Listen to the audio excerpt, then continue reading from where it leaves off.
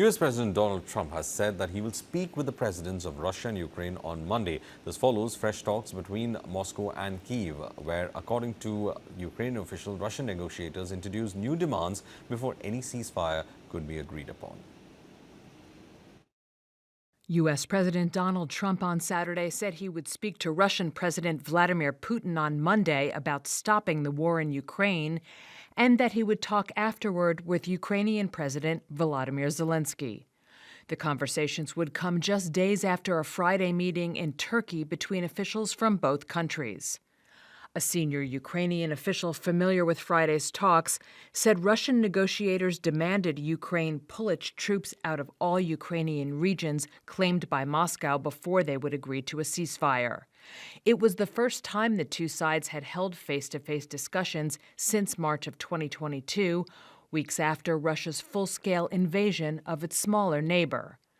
Trump, in a social media post, said he would speak to Putin at 10 a.m. Eastern on Monday, writing, quote, "The subjects of the call will be stopping the bloodbath that is killing, on average, more than 5,000 Russian and Ukrainian soldiers a week, and trade."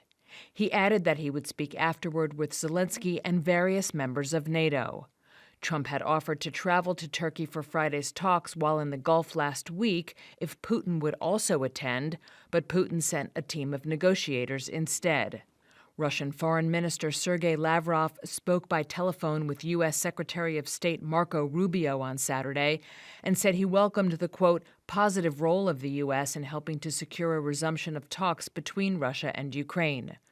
Rubio was quoted as telling the CBS News program Face the Nation that Lavrov said the Russians were, quote, working on a series of ideas and requirements that they would have in order to move forward with a ceasefire and further negotiations.